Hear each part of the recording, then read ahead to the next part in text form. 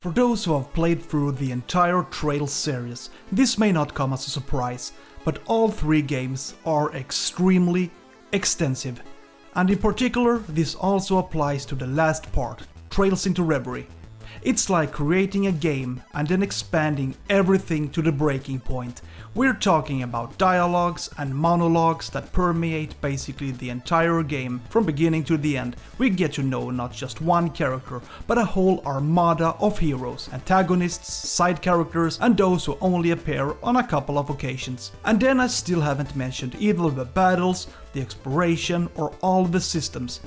And believe me, anyone expecting a fast-paced JRPG, think again, because this is a huge game, no doubt. But the question is whether a well-developed game can automatically be seen as entertaining. In this review I discuss Trails into Reverie, a game available for Nintendo Switch on July 7th. The price is set at $60. Feel free to subscribe to my channel, I review new games every week. This is the final part in what is called the Crossbell arc. And when I say the third part, I mean it 110%. If you haven't played the previous two games in the series, I highly recommend it, because even though the game includes a good review of what happened before, it's not the same as playing through the two previous games. In this case, I'm talking about Trails from Zero and Trails to Azure. The reason is that, in my opinion, this trilogy consists of an extremely broad narrative and includes tons of characters and events. As I take in all the interactions, I notice that it can be easy to forget who is who and who did what. There are so many constant meetings that you sometimes have to think, have I met this individual before? What role did she play before? And so on. But to make things easier, there is a solid list that includes most characters in the game. Here you can read about group affiliations and brief historical backgrounds. These lists may be needed to remember characters you have forgotten. It happened to me. All of a sudden some random person was introduced, and I couldn't for the life of me remember where I had met them before. But through the dialogues and a quick background check, I was able to keep myself updated. To give a perspective of what this is really about, it's not only all the people who are in the center, but also the town of Crossbell, which has now been invaded in connection with the celebration of the town's independence ceremony. This causes one of the game's protagonists, Lloyd Bannings, to fall as his resistance is not enough. Who is actually behind the attacks? It's not something I intend to reveal, but this is a very long and vast story that includes numerous events that extend far beyond the town of Crossbell. In fact, we get to follow three different groupings that all have their own motives and intentions. And in the game you switch between the different stories where the paths sometimes cross. Sometimes conflicts arises between the groups, but sometimes they cooperate. So forget anything that has to do with a straight narrative. It is a complex pattern where different protagonists must find their own way forward by solving mysteries and exploring the gigantic world. So let's discuss the shape of the game. As I said, it is in many ways a dialogue-driven game, but the fact is, it's much deeper than that. First of all, the dialogues are usually followed by running around in the three-dimensional world. Here you can fight against a wealth of creatures and possibly find valuable items, potions or other things that can benefit you.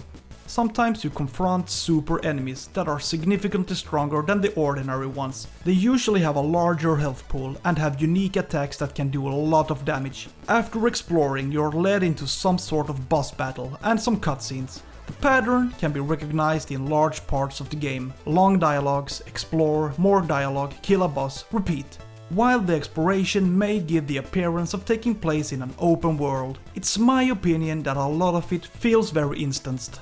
The maps are usually limited, and you can rarely explore freely. Rather, it is about getting through a set path and getting from point A to B.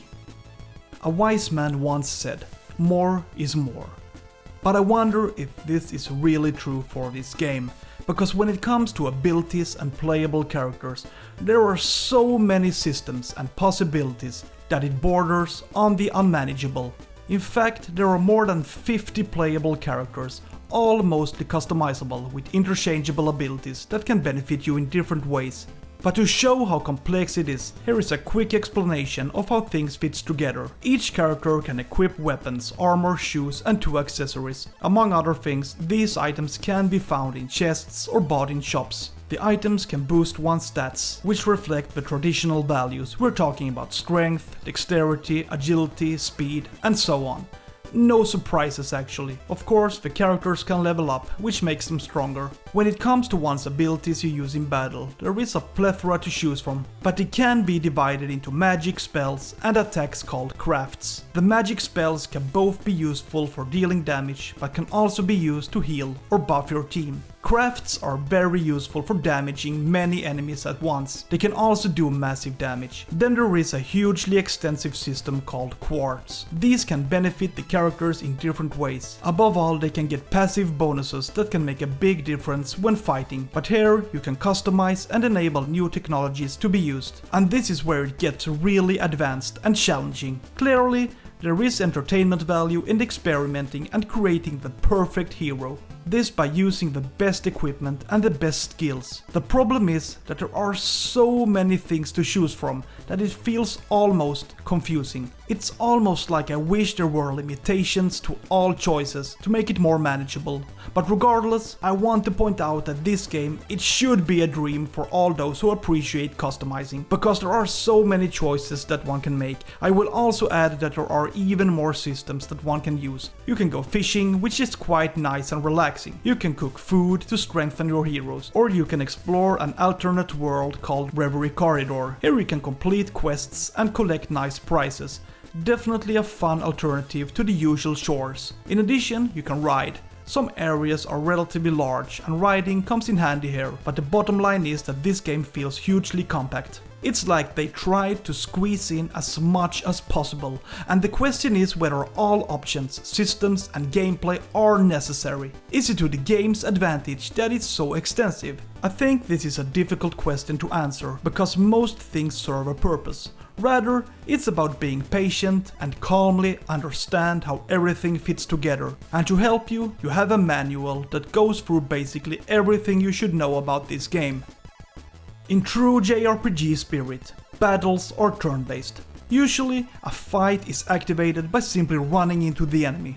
Now you can choose between arts, crafts or normal attacks. The special attacks require you to have enough points. If you have too few, they cannot be used. So there is relevance in being tactical and having control over how many points you have, so that you can constantly pump out as much damage as possible. But of course, it's possible to fill up all gauges by using specific spells or using potions. Worth mentioning is that there are more systems that all contribute to the dynamics of the battles. For example, you can trigger special attacks where all characters are linked together and do great damage. Quite entertaining actually, as you also often get to see big numbers. In my opinion, it's fun to do big crits.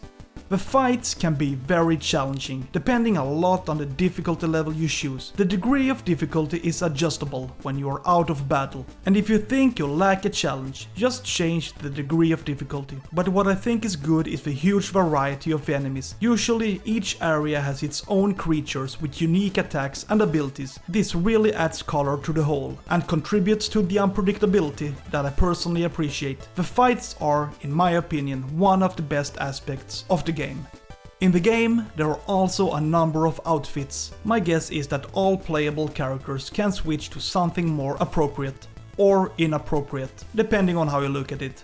There is nothing more adventurous than exploring wearing only a towel. That's how you go to war. That's how you approach the enemy.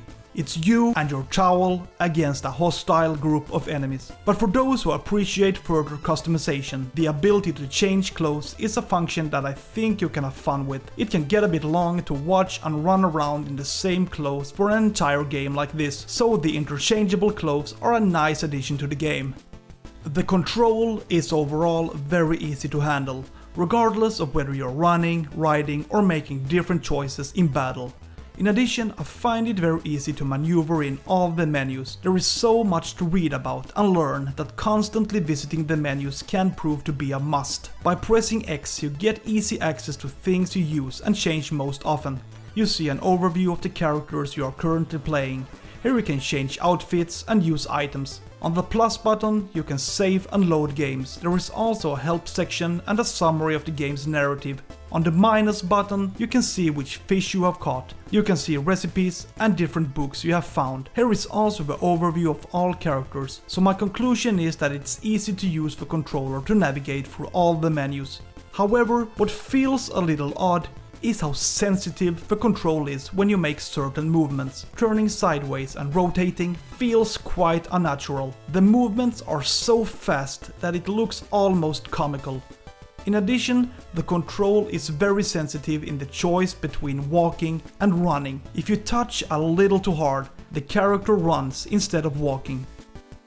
Trails into Reverie is without a doubt a really big and elaborate game. There is so much to explore and do that it takes a lot of time if you want to do everything 100%. But at the same time, I recommend waiting to play this game until you made it through the predecessors. This is because there is value in getting to know all the characters and understanding past events. Anyone interested should also know that this game is dialogue heavy. It is often that you're interrupted in your playing because someone has something to say, for better or worse actually. I personally don't mind long monologues or dialogues in games, but sometimes it feels like I've gotten into a good flow, but I'm interrupted because something happens that needs to be talked about. So it might be good to know that discussions between the game's characters permeate a large part of this game. Overall, this is also a very stable game. I haven't experienced any crashes. However, I discovered a really funny glitch where I fell out of the game and ran around in the air. However, I have contacted the publisher who are now aware of the problem, so I guess it's already fixed. So with that said, this is a great and very big game. I would argue that it's worth $60. Feel free to subscribe to my channel. I review new games every week. Have a good day. See ya.